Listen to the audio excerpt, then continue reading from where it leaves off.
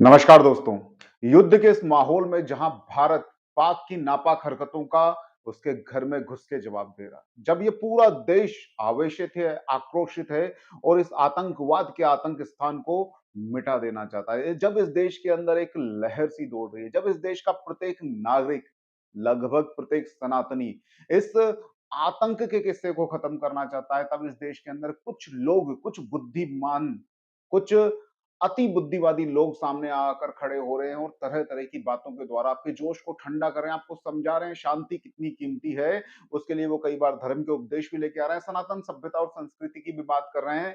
तो उस विषय को मैं यहाँ पर क्लियर करने के लिए आया हूँ कि किस तरह से आपको ये सिखाया जाता है कि सनातन किस तरह से मात्र शांति का प्रतीक है। अरे यहाँ पर तो जो शांति मंत्र बोला जाता है, वो प्रथम बोला जाता है कर्म कांड में और अंत में बोला जाता है। अर्थात जब आप प्रारंभ करने जाते हो किसी कर्म को, तब आपके यहाँ शांति पाठ होता है और जब उस कर्म का अंत होता है, उसके बाद शांति पाठ होता है। मध्य में शांति की कोई बात नहीं होती। तो यहाँ से भी कई बार शांति पाठ प्रारंभ में कर दिए गए कि इन हरकतों को छोड़ दो। लेकिन जब उनको नहीं माना गया तो अब इस पूरे कर्म कांड के फिनिश होने के बाद ही पुनः शांति की बात होगी।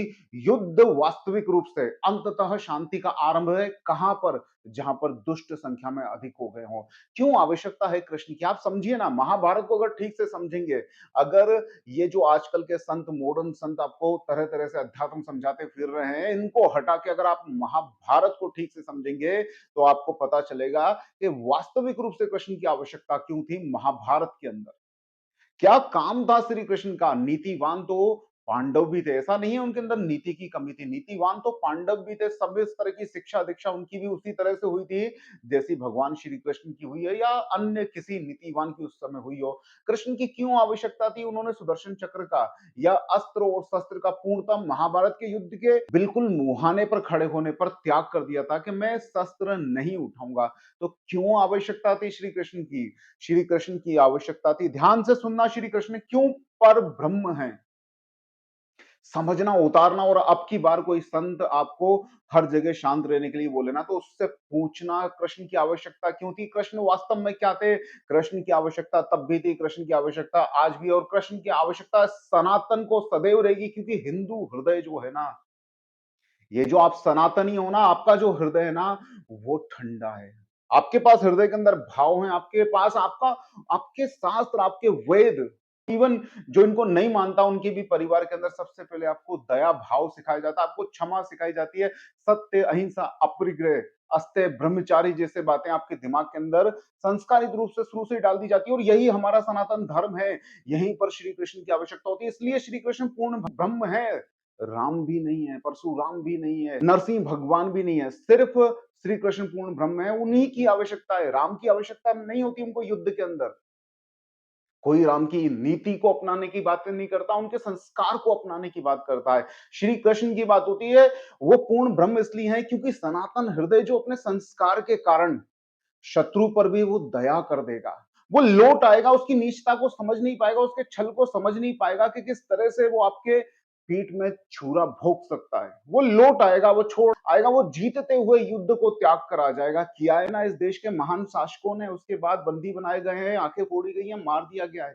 किया है ना ऐसा इस देश के राजाओं ने, क्योंकि हिंदू हृदय, सनातन हृदय ऐसा ही है, उसके अंदर भावनात्मक रूप से दया और क्षमा वास करती है। इसलिए श्री कृष्ण की जरूरत है कि जब आप दुष्ट के वध के समय धर्म की नीति के विषय में सोचने लगो, अरे इसके तो रथ का पहिया दब गया है, अरे ये तो शस्त्रहीन है, ये तो अभी शस्त्र को त्याग के रथ से नीचे उतरा और रथ के पहिए को अभी कीचड़ से, उन्हीं के अत्याचारों से, उन्हीं की मूर्खताओं से, उन्हीं की दुष्टता के कारण जो युद्ध हो रहा है और उससे जो लहू का कीचड़ बना हुआ है महाभारत के अंदर, कर्ण की बात कर रहा हूं। वो कर्ण उसी कीचड़ में फंस गया है जो युद्ध के उन्माद का प्रमुख कारण कर्ण है। कई लोग बोलते हैं महाभारत के युद्ध का कारण शकुनी है, ठीक है, शकुनी की भी दुष्ट नीति थी, लेकिन बहुत गहरे में जाओगे, जब दुर्योधन, मैं पूरी कथा नहीं कहूंगा, वीडियो लंबा हो जाएगा, मैं मूल सार समझा रहा हूं। कौन कौन चाहिए आपको युद्ध में? कृष्ण क्यों चाहिए? तो कर्ण महाभारत युद्ध का एक बहुत बड़ा कारण था जब दुर्योधन की पूर्ण आस्था भीष्म पितामह से खत्म हो गई थी, जब वो द्रोणाचार्य से उसका भरोसा टूट गया था और जब जंगल के अंदर गंधर्वों से बंदी बनाए गए दुर्योधन को अर्जुन ने बचाया था और उस समय कर्ण भी युद्ध छोड़ के उस गंधर्वों से युद्ध को छोड़ के भाग गया था। तब जब दुर्योधन को अर्जुन ने बचाया था, तब दुर्योधन शर्मिंदा हो गया था। उसको लगा मेरे शत्रु ने मुझे जीवन दान दिया है, अब मैं कुछ नहीं करूँगा, अब मैं यूँ ही भूखा-प्यासा रह के प्राण त्याग दूँगा। तब जाकर ना तो शकुनी की बात उस पर प्रभावी होती है, ना धृतराष्ट्र की बात प्रभावी होती है। तब आकर कर्ण उसको समझाता है, कर्ण उसको बताता है कि मैं तेरा मित्र हूँ और मैं मारूँगा अर्जुन को। तो वो जो लहू का कीचड़ भी था ना, वो इस दुष्ट का बहुत ग्लोरिफिकेशन किया गया है।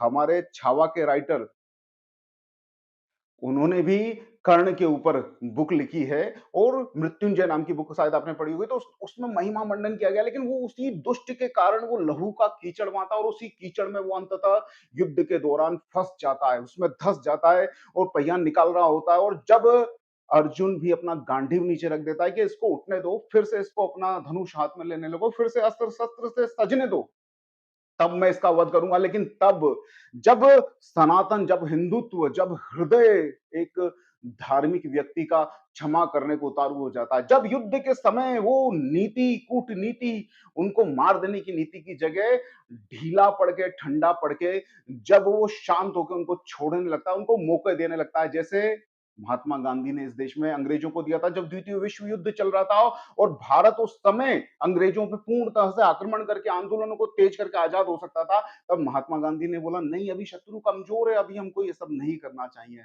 तो इस तरह की हरकतों से बचाने के लिए हमें श्री कृष्ण चाहिए। तो श्री कृष्ण अर्जुन को बोलते हैं, मूर्ख है तू। जब ये सारे इकट्ठे होके, ये सारे महारथी इकट्ठे होके तेरे उस कुमार बालक का वध कर रहे थे, तब ये सब हंस रहे थे और उसमें ये दुष्ट कर्ण भी था।